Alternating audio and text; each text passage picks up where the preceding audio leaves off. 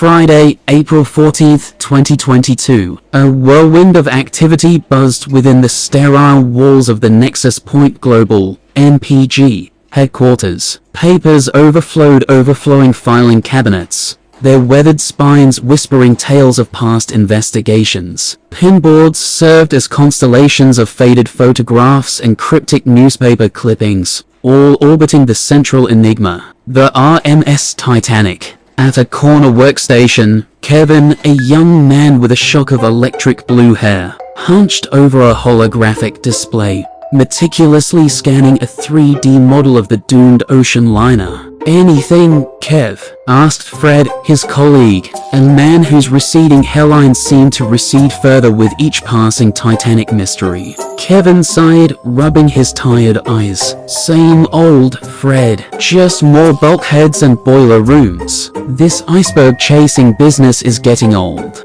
Fred chuckled, a sound like wind rustling through dry leaves. "You and me both, lad. But hey, gotta pay the bills, right? Besides, maybe one of these days we'll stumble on something big. A real game changer." Kevin scoffed. "A game changer? About the Titanic? What more is there to change, Fred? It sank, taking everyone with it. Case closed." A flicker of excitement danced in Fred's usually dull eyes. "Not necessarily, Kevin. Remember that rumor a few months back about the billionaire who funded that deep-sea expedition to the wreck site?" Kevin's ears perked up. "Yeah, the one they kept hush-hush. What about it?" Fred leaned closer, his voice dropping to a conspiratorial whisper. "Word on the street is they recovered something big, and PG might be sitting on a discovery that could rewrite history." Intrigued, Kevin swiveled in his chair. "Rewrite history? You think they found survivors? After all these years?" Fred shrugged. "Who knows, Kevin? But one thing's for sure, if there is something, NPG will keep it under wraps tighter than a mummy's bandages." A heavy silence descended upon them, broken only by the hum of the omnipresent computers. The air thrummed with unspoken possibilities, a stark contrast to the usual monotony of their Titanic research. A spark of hope ignited within Kevin. Maybe, just maybe, this time would be different. Maybe this time, the unsinkable mystery of the Titanic would finally yield its secrets. Kevin continued scrutinizing the holographic Titanic, his brow furrowed in concentration. Suddenly, Fred let out a yelp, sharp enough to pierce the hum of the machinery. "Blimey, Kevin, you won't believe what I found," he exclaimed, his voice laced with a childlike glee that never failed to make Kevin raise an eyebrow. Intrigued despite himself, Kevin swiveled his chair towards Fred's workstation. "What is it this time, Fred? Another cryptic postcard from a Loveland ghost?" Fred snorted, his face crinkling in amusement. "Not quite, mate. This is the real deal." He gestured excitedly at his holographic display, which now depicted a section of the icy North Atlantic seabed. A massive chunk of ice dominated the screen, its surface glinting with an otherworldly blue sheen. Kevin squinted at the display. "Looks like another iceberg fragment." "Big deal." Fred leaned back in his chair, a mischievous glint in his eye. "Not just any iceberg fragment, Kevin. This one's got a surprise inside." He tapped a command on his keyboard, and the holographic eyes split open, revealing an object nestled within its crystalline depths. Kevin's jaw nearly hit the floor. "Is that a cookie?" Fred beamed, his chest puffing out with pride. "Aye, that's it. A perfectly preserved chocolate chip cookie. Wouldn't you say? Now that's a discovery worth celebrating." Kevin stared at the cookie, dumbfounded. "Fred, we're researching a historical maritime disaster, not playing I Spy with iceberg snacks." "How did a cookie even get there?" Fred, unfazed, nonchalantly popped the holographic cookie into his mouth, ink crunched with gusto. "Beats me, mate. But hey, free cookie. Can't say no to a bit of sustenance during a long day of uncovering historical mysteries, can you?" Kevin threw his hands up in exasperation, uncovering historical mysteries. You mean turning a research project into a personal bakery raid? Don't you realize this is completely unprofessional? Someone could get fired for this. Fred winked, crumbs scattering across his keyboard. Relax, young Kevin. No one's going to miss a single, slightly fossilized cookie. Besides, a happy belly leads to a brilliant mind, and a brilliant mind is what cracks these history whoppers wide open. Wouldn't you agree? Kevin sighed, defeated. There was no reasoning with Fred when a free cookie was involved. He could only shake his head and mutter under his breath, "Comical old coot." The bickering between Kevin and Fred came to an abrupt halt as the research lab door hissed open. A woman with long, flowing hair, her eyes sparkling with intelligence, strode into the room. Kevin and Fred, caught mid-roast, scrambled to their feet, knocking over a precarious tower of files in the process. Gentlemen, Ruby began, her voice a pleasant melody. Please tell me what all the commotion is about. Kevin, ever the gentleman, at least when caught red-handed, stammered. It's not my fault, ma'am. This is Fred, and well, he's more interested in cookies than research. Fred, crumbs clinging defiantly to his mustache, puffed up his chest in mock indignation. Ho! What's wrong with a cookie? It's part of a balanced research diet. Wouldn't you say, Kevin? Kevin rolled his eyes, launching into a well-rehearsed retort, which Fred countered with equal enthusiasm. Ruby, however, had had enough of their comedic duel. Enough of your comedy routine, gentlemen, she interjected, a hint of steel in her voice. Just stop this madness, okay? A sheepish silence descended upon the room. Fred sheepishly brushed the crumbs off his keyboard, while Kevin straightened the toppled files. Clearing his throat, Kevin addressed the newcomer. Alright.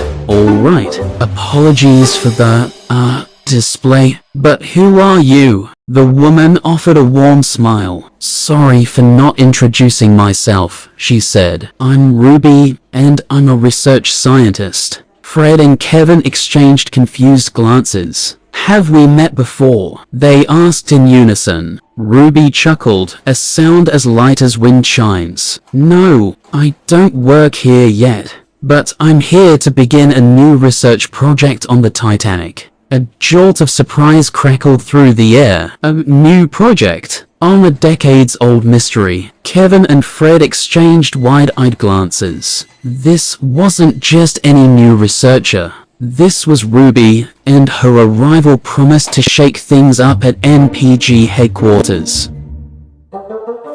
Ruby approached her new workstation, setting down a stack of worn photographs. Take a look at these, gentlemen, she said, her voice laced with a hint of excitement. Kevin and Fred, momentarily forgetting their cookie skirmish, shuffled closer. What is it? Love, Fred asked, his gaze already scanning the pictures with a renewed curiosity, though a flicker of hope for another cookie remained in his eyes. Kevin, ever the straight arrow, shot him a withering look. Fred, if you say one more useless thing. Technically, Fred interjected, completely ignoring Kevin. It's not possible to turn a human into a cookie.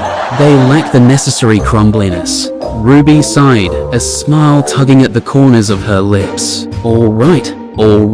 Listen you two, she said, her voice gaining a note of authority. These photos are part of our new research project. Kevin's gaze snagged on a particular image, a faded black and white photograph depicting a group of passengers posing on the Titanic's deck. He pointed to a figure circled in red, a name scrawled beneath it. Wait a minute, is that Jack? Fred leaned closer, peering at the picture. Jack Dawson, as in, the bloke who went down with the ship.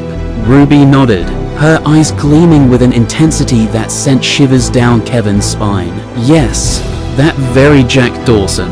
He drowned when the Titanic sank, but his body was miraculously preserved in the freezing depths. Kevin frowned. So, what's the catch? Are we just analyzing his frozen corpse? Suddenly, The lab door swung open, revealing a stern-faced man in a black suit. "Gentlemen," he addressed Kevin and Fred, a hint of annoyance in his voice. "This is Ruby Dawson, our new research expert." Kevin and Fred mumbled sheepish greetings, attempting to appear more studious than they felt just moments ago. The man, who introduced himself as Andrew, continued, "Whatever these two were doing before, it clearly wasn't work. We hired Ruby Dawson for a specific purpose. Something that's never been done before." Fred and Kevin exchanged curious glances. "And what might that be, sir?" Kevin inquired, his voice barely above a whisper. Ruby met their gazes, a determined glint in her eyes. "I'm here to bring Jack Dawson back to life." The revelation hung heavy in the air, thick enough to choke on. Ruby, her eyes blazing with conviction, declared, "I'm here to bring Jack Dawson back to life." Silence, thick and suffocating, descended upon the room. Kevin stared at her, his mouth agape, while Fred resembled a goldfish gasping for air. Then, a chuckle escaped Kevin's lips, a single note that morphed into full-blown laughter. Fred, never one to miss a comedic cue, joined in, his guffaws echoing through the sterile lab. "Boomer." Kevin wheezed, tears welling up in his eyes. "Bringing someone back from the dead. That's a good one, Ruby. You almost had us going there." He doubled over, clutching his stomach, his laughter bordering on hysteria. Fred, wiping tears from his eyes, chimed in, "Brilliant. You really got us there, love." "The best laugh I've had all week." Ruby's jaw clenched, her expression hardening. "Gentlemen," she said, her voice cold and clipped, "I am serious. I'm not joking." But Kevin and Fred, lost in their fit of giggles, barely registered her words. "Oh, you're not joking." Kevin gasped between laughs, his voice laced with disbelief. "This is gold. Pure comedic gold." Exasperated, Ruby slammed her hand on the desk. The sudden noise startled both men, silencing their laughter. "Fine," she spat, her voice laced with frustration. "Don't believe me, but one day, you'll be eating your words." With a final glare that could curdle milk, Ruby stormed out of the lab, leaving Kevin and Fred staring after her in stunned silence. The weight of her words finally settled in, the echo of DNA cloning bouncing around in their minds. Just then, Andrew cleared his throat, his voice laced with a hint of annoyance. "All right, you two," he said, his gaze flickering between them. "Now listen up." He turned towards the empty doorway, calling after Ruby. "Dr. Dawson, would you mind explaining your method for the benefit of everyone?" A moment later, Ruby's voice, still tinged with frustration, drifted back into the room. "It's a new technology called DNA cloning. We've extracted DNA from Jack's frozen body. We'll use it to create a robotic body with his actual consciousness."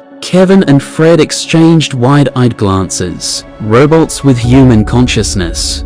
This was beyond the realm of wild theories, and straight into science fiction territory. A wave of nervous laughter bubbled up within them, but this time, it died quickly in their throats. Ruby's words hung in the air, a challenge, a promise, and perhaps a touch of madness. Whether they believed her or not, one thing was certain. Their research project on the Titanic had just taken a turn towards the extraordinary.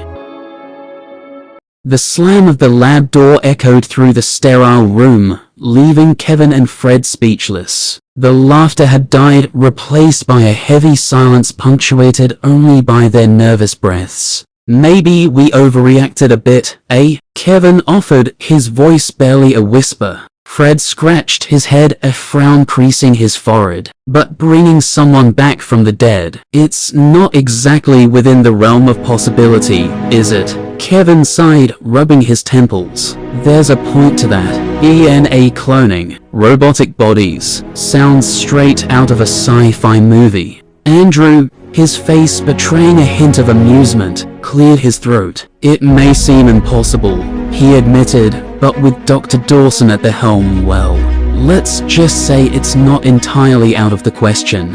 Fred's eyes widened. Wait, sir, he stammered. How can it even be possible? Bringing someone back from the dead sounds like a lie. Kevin nodded in agreement. Is this some new method we haven't heard about? Andrew shook his head. Not entirely new, but Dr. Dawson has a unique perspective and a brilliant mind. Plus, he leaned in conspiratorially. There's a personal connection for her. Kevin and Fred exchanged curious glances. Personal connection? Kevin echoed. Andrew's gaze softened. Dr. Dawson's great-grandmother was a passenger on the Titanic. The revelation hit Kevin and Fred like a rogue wave. For a moment, they could only stare at Andrew, speechless. A great-grandmother on the Titanic. Suddenly, Ruby's determination, her unwavering belief, made a whole lot more sense. This wasn't just some research project.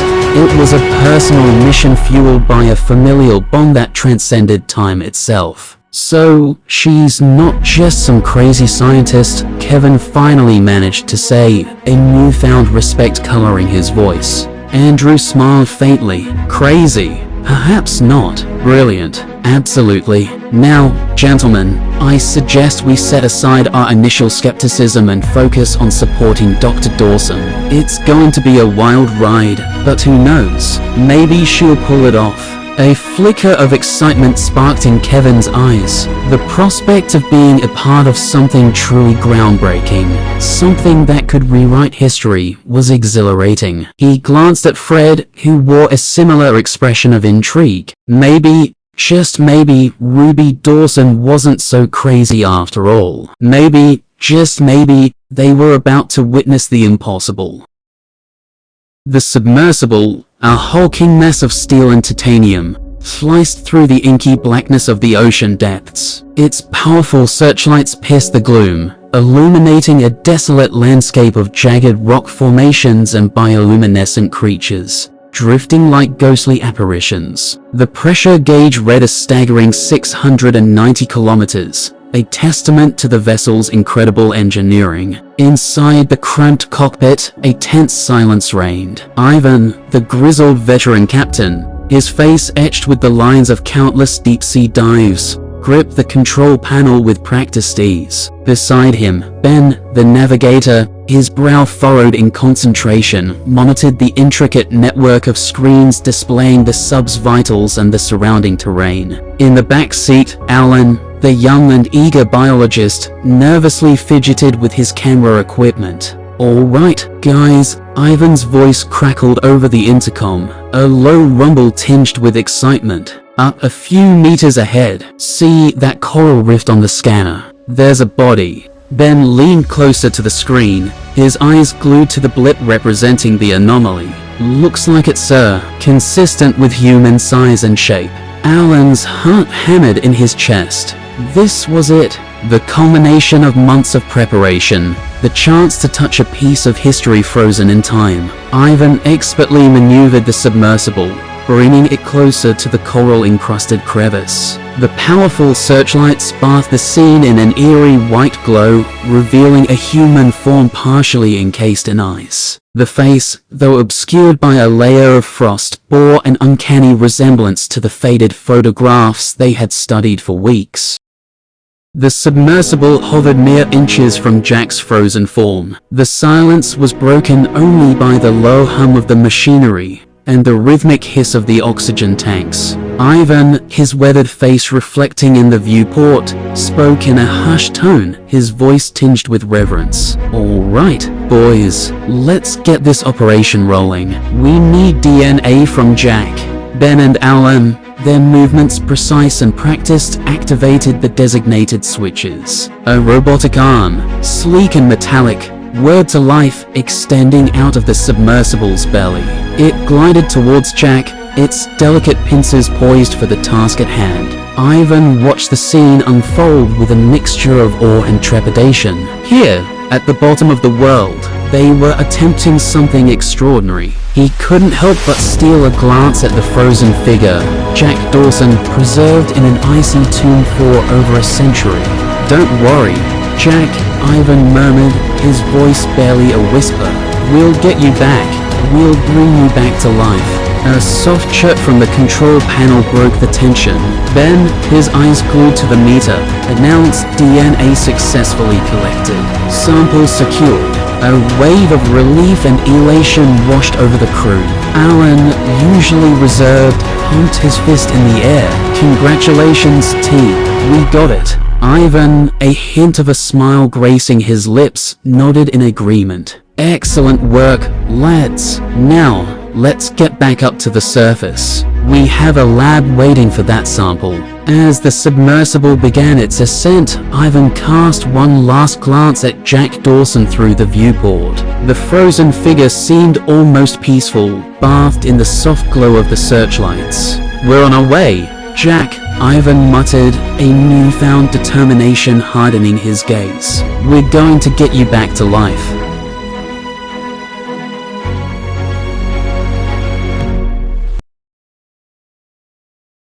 Fred and Kevin huddled around a workstation, their voices hushed in a conspiratorial whisper. The initial shock of Ruby's plan had worn off, replaced by a healthy dose of skepticism. "Seriously, Kevin," Fred mumbled, pushing a stray curl from his forehead. "Is this really a thing? Bringing people back from the dead? Sounds like something out of Frankenstein's basement." Kevin shrugged, his gaze flickering between the computer screen and a half-eaten donut abandoned on his desk. "Beats me, Fred. Honestly, that cookie we saw earlier was more believable than this whole Jack Dawson resurrection business." Fred's eyes widened. "Speaking of cookies," he said, a mischievous glint sparkling in his eyes, "you wouldn't happen to have another lying around somewhere, would you? All this death-defying talk makes a bloke famished." Kevin rolled his eyes, a familiar exasperation creeping into his voice. "Can we focus for 5 minutes, Fred? This is serious. Serious." Fred scoffed, throwing his head back in mock outrage. "Kevin, when was the last time you focused on anything in life besides complaining and, well, stealing my imaginary cookies?" A playful shoving match ensued, quickly escalating into a good-natured roast battle, their usual method of relieving stress. "At least I don't eat imaginary cookies, Fred," Kevin jabbed, dodging a playful swipe at his arm. "Oh, like your love life is any less imaginary," Fred retorted, earning a raspberry from Kevin. Just then, a stern voice crackled over the intercom. "Attention, Mr. Fred and Mr. Kevin. Please report to the storage room in 5 minutes." The playful banter ceased instantly. Kevin, suddenly serious, shot Fred a questioning glance. "Storage room again?" Fred shrugged, a guilty cough escaping his lips. "Maybe it's another shipment of cookies they forgot to tell us about." Kevin rolled his eyes, a small smile tugging at the corner of his lips. "Yeah, right. More likely they need us to dust off some ancient artifact or something." With a final playful shove, they both scrambled out of their chairs, the remnants of their roast battle fading as they headed towards the storage room. The mystery of their summons, adding a new layer of intrigue to their already unusual workday. A few moments later. Ruby slumped into her chair, a wave of dejection washing over her. The memory of Fred and Kevin's laughter echoed in her mind, a constant reminder of their disbelief. "They'll see," she muttered under her breath, a spark of defiance igniting in her eyes. "One day they'll see what I'm capable of." A sharp rap on the door startled her from her thoughts. "Yes," she called out, her voice tight. The door creaked open, revealing Andrew's concerned face. "Dr. Dawson," he said, his voice gentle, "may I come in?" Ruby nodded curtly, gesturing towards the empty chair opposite her. "Of course, Andrew. What can I do for you?" "Actually," Andrew began, his gaze filled with genuine remorse, "I came to apologize for the two jesters, Fred and Kevin. Their behavior was unacceptable. A faint smile touched Ruby's lips. "It's all right," she lied, forcing a lightness to her voice. "Maybe they have a point. Maybe bringing someone back from the dead is a bit ambitious." Andrew sat down, his expression resolute. "Don't listen to that, Ruby. You have a brilliant mind, and I have complete faith in your abilities. Your research, your vision, that's what brought you here. Don't let a couple of clowns dim your light." Ruby met his gaze, a flicker of warmth replacing the earlier dejection. "You really think it's possible, Andrew, bringing back the impossible?" Andrew leaned forward, his voice firm. "Absolutely. We wouldn't have hired you if we didn't. Just keep the faith in yourself, Dr. Dawson. That's what truly matters." A surge of determination coursed through Ruby. Andrew's unwavering belief was a much-needed boost to her morale. "All right," she declared, a newfound resolve in her voice. "You're right. Time to get to work." A smile spread across Andrew's face. "Speaking of work," he said, a mischievous glint in his eyes, "how about an increased salary to reflect your unique skill set?" Ruby chuckled, a genuine laugh that banished the last vestiges of her earlier frustration. "Andrew," she began, shaking her head playfully, "you know you don't have to sweet-talk me." Andrew held up his hands in mock surrender.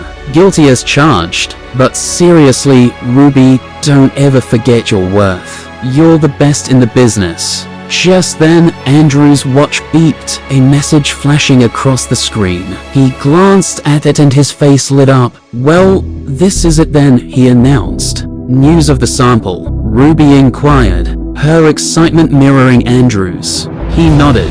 "They've got it, and they're heading back to HQ as we speak. We'll be in Lab 3A in a few minutes." Ruby rose from her chair, a newfound energy pulsating through her. The impossible dream was within reach. The journey to bring Jack Dawson back might be fraught with challenges, but with Andrew's support and her unwavering belief, she was ready to face them all.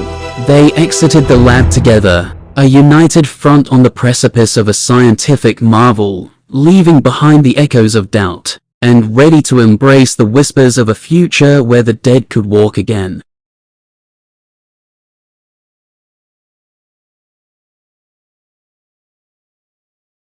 The fluorescent lights buzzed overhead, casting a sterile glow on the stainless steel surfaces of the lab. Ruby adjusted her glasses, a bead of sweat clinging to her temple despite the cool air. Beside her, Andrew paced, his brow furrowed in a mixture of anticipation and worry. They were waiting. The arrival was heralded by a soft chime at the lab door. 3 figures, clad in white hazmat suits, entered. Leading the way was Alan, his face etched with fatigue. Behind him were Ivan and Ben, their expressions mirroring his. "Dr. Evans, Dr. Dawson," Alan greeted, his voice muffled by the suit's hood. "Any luck?" Andrew asked, his voice taut. Ivan stepped forward, carefully removing a small, vial-shaped container from a secured case. "Yes, Dr. Evans. We managed to recover a DNA sample from Jack Dawson's remains." Ben chimed in, "Found him near the wreckage of the call rig, point 23 on the Atlantic coordinates. Body was half frozen, a miracle it survived." Andrew nodded, his jaw clenched. "Excellent work, all of you. Dr. Ruby Dawson, take the sample." Ruby felt a tremor run through her hands. This wasn't just any sample. Frozen in time. A wave of nervousness washed over her, but as quickly as it came, it was replaced by a steely resolve. Taking a deep breath, she reached out and gingerly took the vial from Ivan. Its weight felt significant in her palm, a tangible link to Jack. A slow smile, a flicker of hope, spread across her face. "All right," she said, her voice gaining strength. "Let's bring Jack Dawson back to life." A collective gasp filled the room. Alan and Ben exchanged surprised glances. Andrew, however, beamed with pride and relief. In that moment, the gravity of the situation settled upon them all. The silence that followed Ruby's departure hung heavy in the air. Alan, Ivan, and Ben exchanged uneasy glances, the weight of the situation pressing down on them. "Sir Andrew," Ivan finally ventured, his voice hesitant. "Do you really think Dr. Ruby can bring Jack Dawson back to life? Is it even possible?" Andrew stopped his pacing and met Ivan's gaze. His own eyes held a flicker of doubt, but he forced a confident smile. "Time will tell, Ivan, but one thing's for sure, nothing is impossible. Ruby's a brilliant scientist. She's done the unthinkable before. We have to trust her." Then, ever the pragmatist, chimed in, "But sir, reviving someone from retrieved DNA, especially after all this time, it's uncharted territory. Even Dr. Ruby's brilliance might not be enough." Alan, his voice gruff, added, "And what about the ethical implications? Bringing someone back from the dead, it's unheard of." Andrew sighed, the weight of their concerns settling on his shoulders. "I understand your doubts, gentlemen. Believe me, I do. As for the ethics, we'll cross that bridge when we come to it. Right now, our focus is on getting Jack back." A heavy silence descended upon the lab once more. The sterile environment suddenly felt suffocating, filled with the unspoken anxieties of the situation. Andrew knew they were right to be concerned. This wasn't just a scientific breakthrough. It was a gamble with life and death, with consequences that were impossible to predict. Yet, a flicker of hope remained, fueled by Ruby's unwavering determination. A few moments later. Sunlight struggled to pierce the grimy windows of the storage room. Fred, sporting a cloud of dust around his head, shuffled through a box of rusted beakers. Kevin, wielding a feathered duster with the enthusiasm of a sloth trying on ballet shoes, swatted listlessly at a cobweb. "Oh," Kevin groaned, his voice muffled by a mask. "I kinda hate this job. We're researchers, not janitors. Shouldn't we be, researching?" Fred emerged from the box, clutching a chocolate chip cookie with a suspicious green tinge. "Research can wait," he declared, shoving the whole cookie in his mouth. "Besides, have you tried these new Morph Topic cookies in the break room? Mint chip with a side of broccoli. Truly a scientific marvel." Kevin's eyes narrowed. "Morpho what?" "Fred, I swear to God, if you put another genetically modified pastry in your system, I'm hiding the stapler." Fred, with a mouthful of cookie mush, mumbled around the crumbs. "But efficiency, Kevin. Fueling the human engine for maximum box packing potential." Kevin threw his hands up in exasperation. "Box packing potential? Fred, we've been at it for 2 hours. You've packed one box. One measly box. You're about as useful as a broken microscope."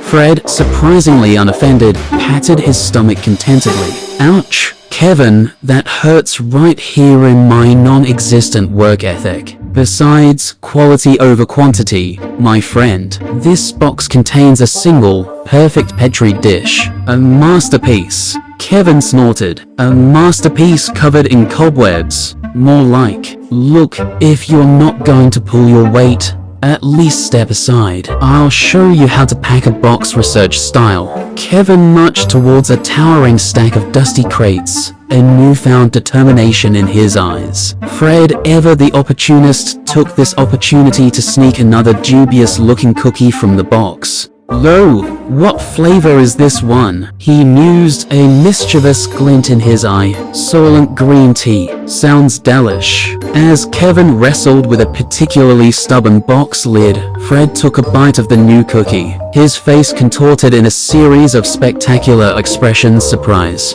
disgust, a hint of existential dread. The cookie, it seemed, defied even the most adventurous of taste buds. With a dramatic flourish, Kevin finally slammed the lid shut on his perfectly packed box. He turned around, expecting to see Fred diligently packing his own. Instead, he found him staring off into the distance, a vacant look in his eyes, his hand clutching a now green cookie like a prized possession. "Fred," Kevin ventured cautiously, "you all right, buddy?" Fred blinked, slowly returning to reality. The sterile white walls of Research Room 4B hummed softly with the low thrum of advanced machinery. Sunlight, filtered through a high window, cast a warm glow across the room, illuminating the determined figure of Dr. Ruby Dawson. Her eyes, usually sparkling with scientific curiosity, held a deeper fire today, a burning resolve to bring her brother back. Taking a deep breath, Ruby approached the center of the room. There, bathed in the soft hum of technology, stood a marvel of modern science. A transparent, humanoid figure. It wasn't a cold, metallic shell. Its design mimicked the human body, with intricate pathways and chambers reminiscent of organs.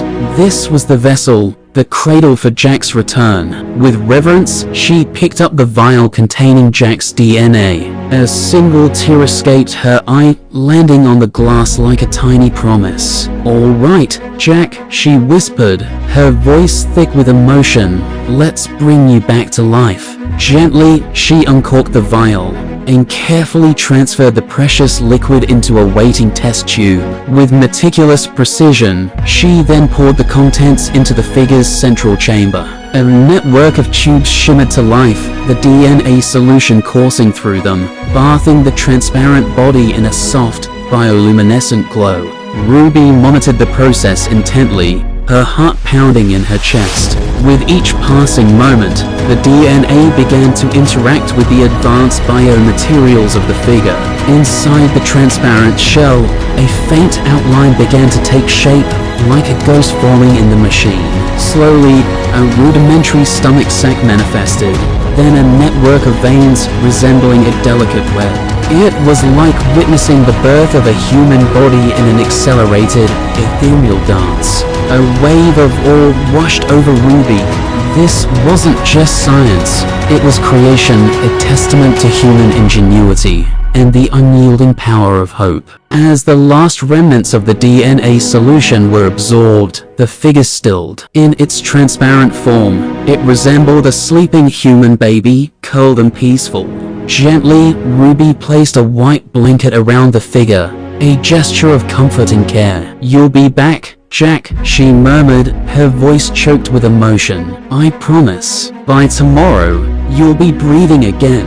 A single tear rolled down her cheek, landing on the figure's hand. In that moment, the sterile lab felt charged with possibility, a silent promise echoing in the air. Jack Dawson would walk again. The scene, bathed in the soft glow of the awakening figure, was a powerful testament to the human spirit's ability to defy the odds, a beacon of hope in the face of loss. It was a scene that would change their lives forever. Excitement crackled in the air as Ruby completed the first crucial step. With practiced ease, she dressed the translucent figure in a simple white shirt with a collar and a pair of brown pants. It was as close to normalcy as she could manage at this point. Standing back, she admired her work. This wasn't just a scientific marvel. It was Jack, waiting to be reborn. Taking a deep breath, she flipped the switch on the nearby console. A soft whirring filled the room as a transparent glass chamber descended, enveloping the humanoid figure. It was a protective cocoon, shielding the delicate process unfolding within. Ruby's gaze remained fixed on the figure, her heart a drum in her chest. Anxiety gnawed at the edges of her excitement. Would it work? Had she done everything right? Her tension reached a peak as the monitor beside the chamber flickered to life. Lines of code streamed across the screen, meaningless to the untrained eye, but a language of hope to Ruby.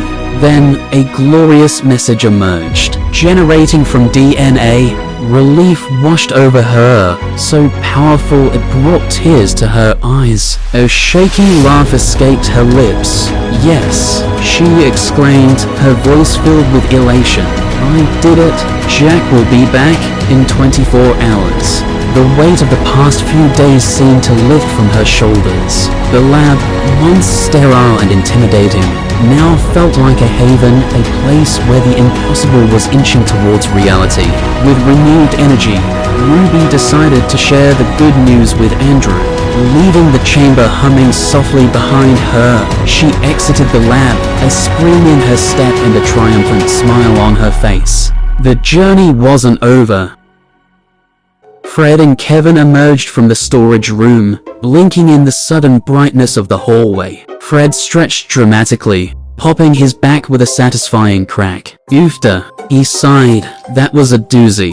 Who knew cleaning could be so exhausting? Kevin, sporting a healthy coat of dust and a scowl, muttered, "Yeah, well, maybe if you didn't spend half the time stuffing your face with questionable cookies, we'd have finished faster." Fred, clutching a crumpled bag of questionable cookies defensively, scoffed, "Hey, those morphed-up treats are the fuel of champions. Keeps my brain in tip-top shape for important research stuff." Suddenly, they spotted Dr. Ruby approaching from the opposite direction. A triumphant smile lit up her face, a stark contrast to their own dusty misery. "Hey, Dr. Ruby," Fred chirped, ever the opportunist. "So, how's the whole bringing people back from the dead dream going?" "Ha ha, just kidding." Kevin, mortified, nudged Fred with his elbow. "Seriously, dude, maybe a little less mockery, a little more professionalism."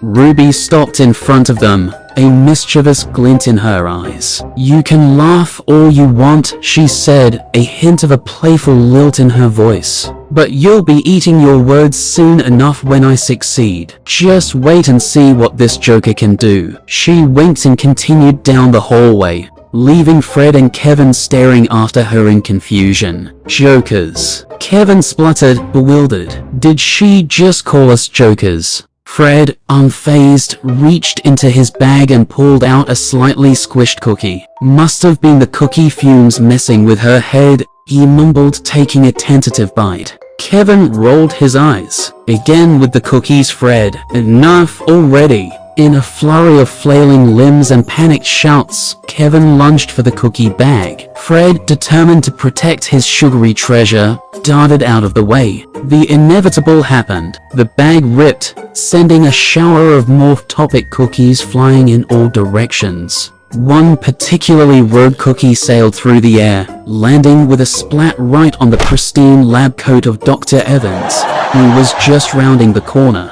Dr. Evans, usually the picture of composure, stared down at the offending cookie in disbelief. "Ah, you two," he began, his voice laced with a dangerous calm. Kevin, wide-eyed and panicked, stammered, "And man, it wasn't my fault. It was." Fred, ever the opportunist, interjected, "A rogue cookie attack, sir. With the victims here." Dr. Evans' steely gaze switched between them. Before he could unleash his wrath, Kevin yelped, "Oh no, you don't understand. Fred started it." Fred, scandalized, countered with, "Nah, Kevin started this cookie-pocalypse. He's the real culprit." Their bickering escalated into a full-blown chase scene, with Kevin in hot pursuit of a cookie clutching Fred, Dr. Evans' frustrated shouts echoing behind them. The sterile hallway of the research lab had become an unlikely battleground, all thanks to a misplaced cookie,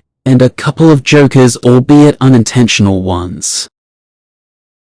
A warm smile bloomed on Ruby's face as she entered her research lab. Inside, the figure in the transparent chamber pulsed with a faint bioluminescent glow. Jack's body was slowly forming, a testament to the tireless hours she'd poured into the project. "Just a few more hours, Jack," she murmured, her voice filled with a quiet determination.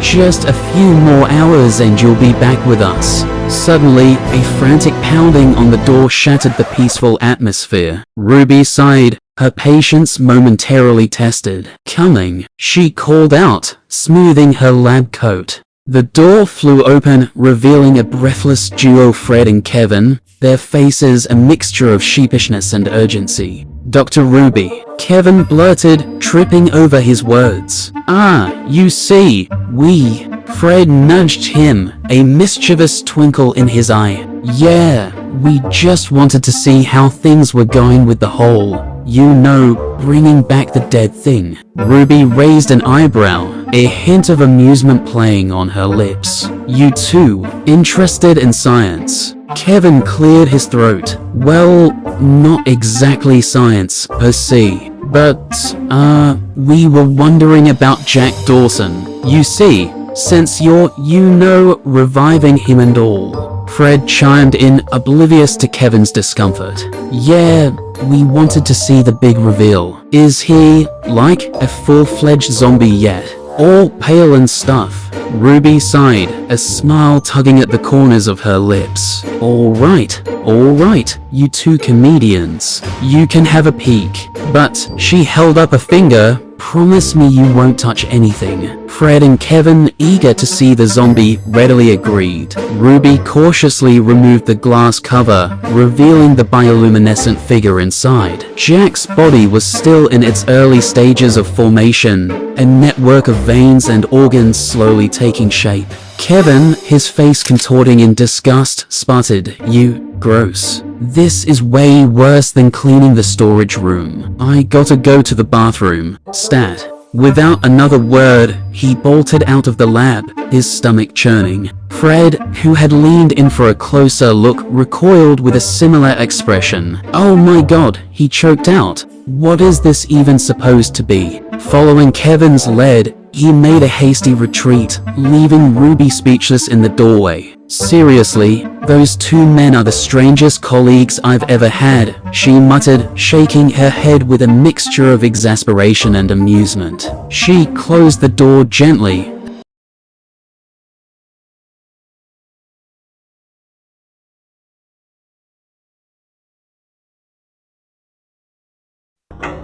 The clock on the lab wall ticked relentlessly, finally reaching 9 a.m. Sunlight streamed through the window, bathing the empty research room in a golden glow. Silence hung heavy in the air, broken only by the soft hum of the machinery. Then, a soft beep echoed through the room. The monitor next to the chamber flickered to life, displaying a single line. Protocol finished. With a hiss and a pneumatic whoosh, the glass cover of the chamber rose dramatically. Inside, bathed in the bioluminescent light, stood a figure dressed in a simple white shirt and brown pants. It was Jack Dawson, reborn. He blinked slowly, adjusting to the light. His eyes, the same clear blue that had captivated Rose, scanned the unfamiliar surroundings. His memories, fragmented at first, started to flicker back to life. The icy Atlantic waters, the sinking ship, Rose's tear-streaked face. Rose, he called out tentatively, his voice a mere rasp. Rose, where are you? Taking a tentative step forward, he marveled at the smooth, cold feel of the lab floor beneath his bare feet.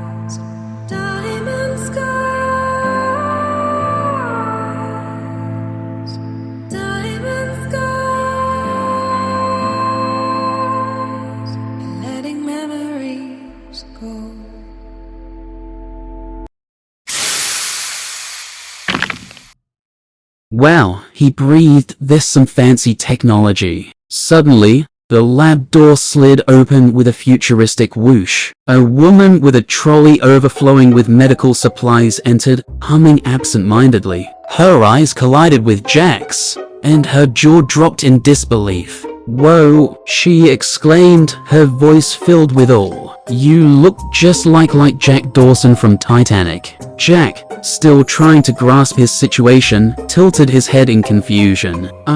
Sorry ma'am, he began, but I am Jack Dawson.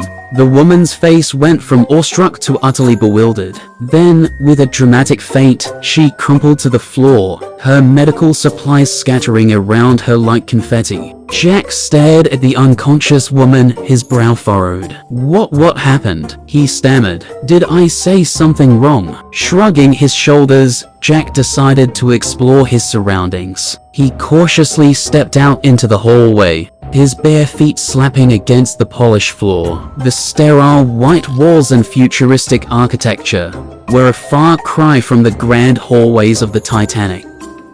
Jack continued his exploration of the futuristic hallway. The sterile environment is stark contrast to the memories flooding back. As he rounded a corner, he spotted two figures slumped on the staircase, their limbs twisted at unnatural angles. Curiosity piqued, Jack approached them cautiously. "Hey, gentlemen," he began, unsure of their state. One of the figures stirred, a mop of brown hair falling over his eyes. He peered up at Jack, his face a mask of confusion. "Ah, your name," the man mumbled, his voice thick with sleep. Jack smiled, a friendly warmth spreading through him. "Jack Dawson," he replied, "but everyone seems to be recognizing me for some reason. Can you tell me where I am? And maybe where I can find some pants with a bit more personality?" He gestured to his basic brown pair, clearly remnants of his lab-made attire.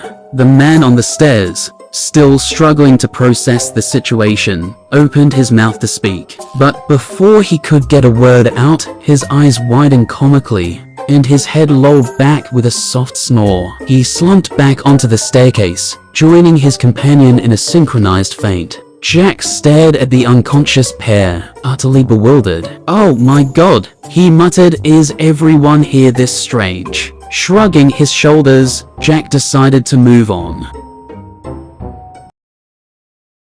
Alarmed by the sight of an unconscious woman sprawled outside the lab, Ruby rushed forward. "Oh my god," she muttered, checking for a pulse. Relief flooded her as she felt a faint but steady beat. "Must be another one of Fred and Kevin's mishaps," she thought, recognizing the woman as a lab assistant. Leaving the woman to her slumber, Ruby hurried into the lab, her heart pounding with a mixture of anticipation and trepidation. The sight that greeted her sent a jolt through her. The glass cover of the chamber lay open, an unsettling emptiness where the figure once stood. Panic clawed at her throat. "Oh my god," she gasped, her voice echoing in the sterile silence. Someone opened the chamber.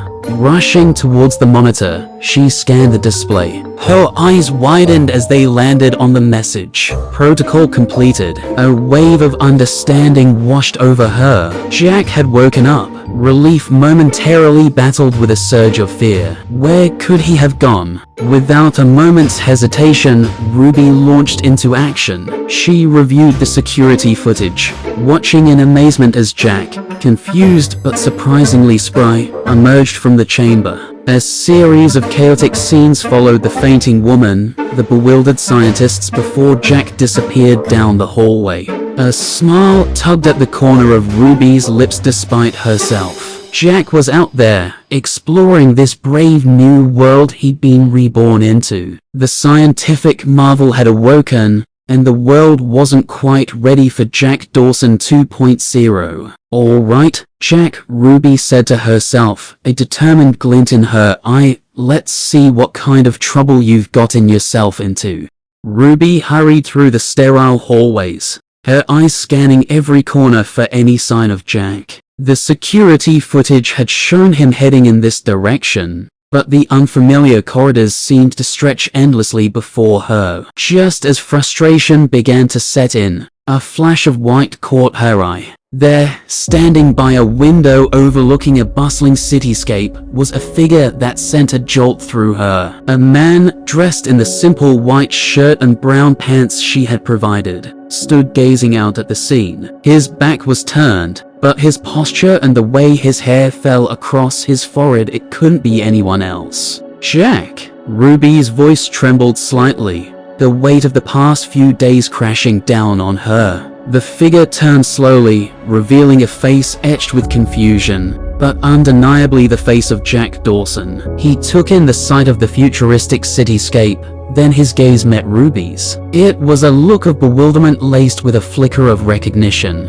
"Ah, yes," he replied, his voice cautious. "My name is Jack Dawson."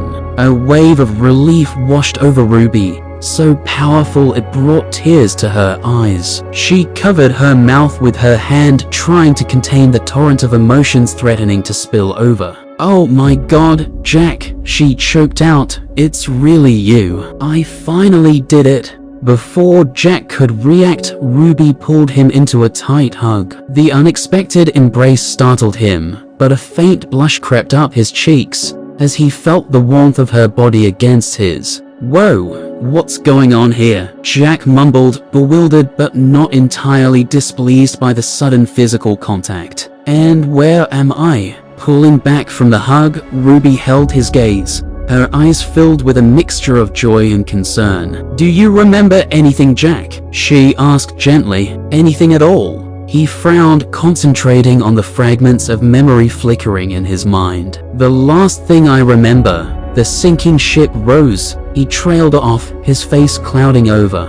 "Then everything went black." Ruby nodded, her heart aching for the pain he must be reliving. "Yes," she explained softly, "the Titanic sank. But that was 25 years ago. I brought you back. I revived you with DNA cloning." Jack's eyes widened in shock. 25 years. Revived? You mean, he stammered, pointing at himself, "this is all real?" Ruby smiled, a single tear rolling down her cheek. "Yes, Jack, it's real. You're alive again." Jack stared at her, then back at the bustling cityscape outside the window. The world had moved on for a quarter of a century, while he remained frozen in time. The enormity of it all threatened to overwhelm him.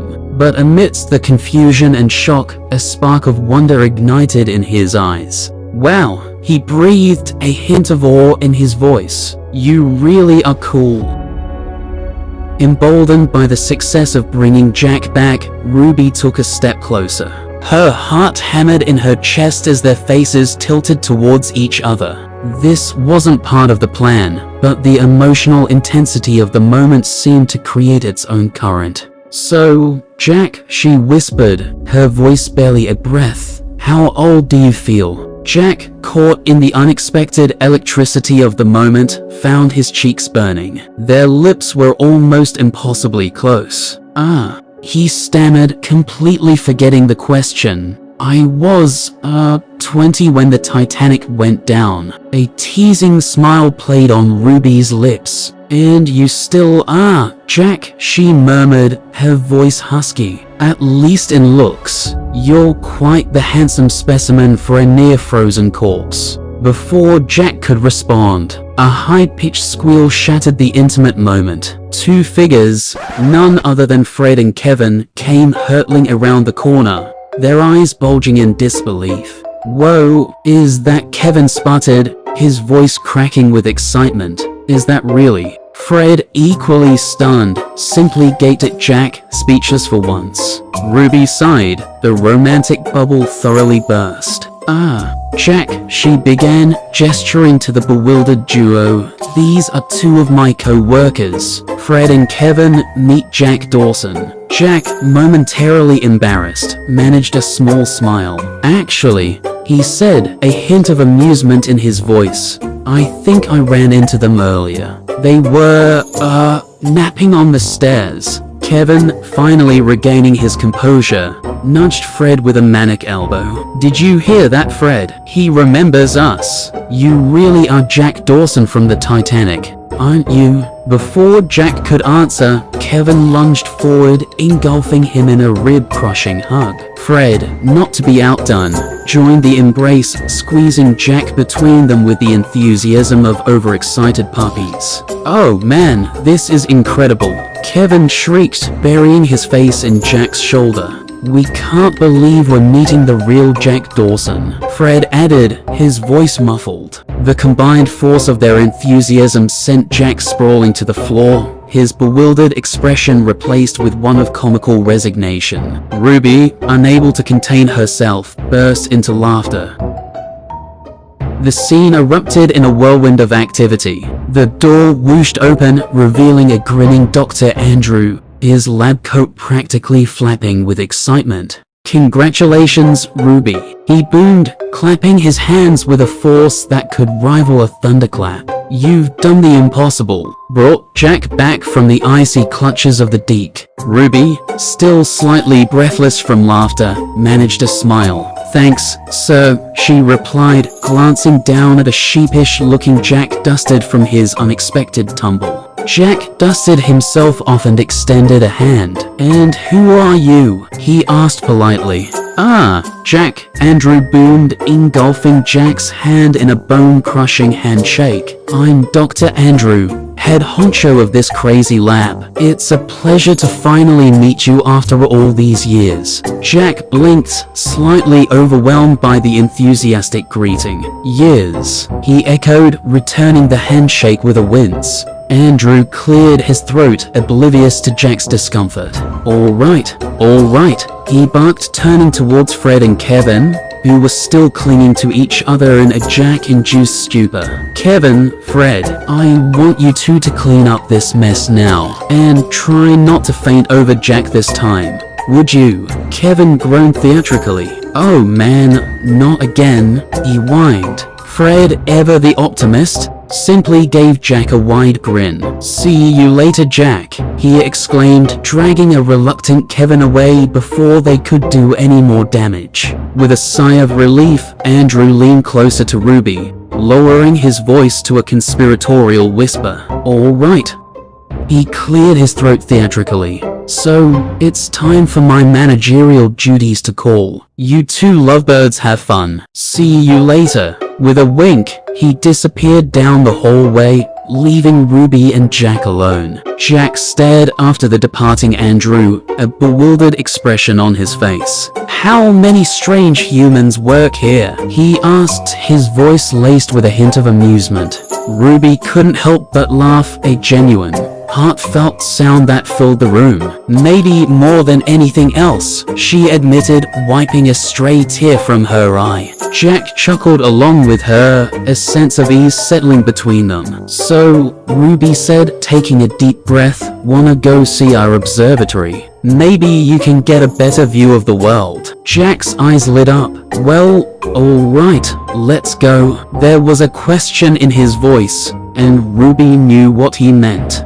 "Oh, and as far as food goes," she added with a playful smile, "how do cookies sound?" Jack grinned, revealing a row of perfect white teeth. Not bad at all. "Lead the way, Melody." Taking Jack's hand, Ruby felt a warmth spread through her. The journey ahead was uncertain, but with Jack by her side, and maybe a few well-placed cookies for sustenance, she was ready to face it all. With a shared laugh, they walked towards the observatory, a new chapter unfolding in the most unexpected and undeniably hilarious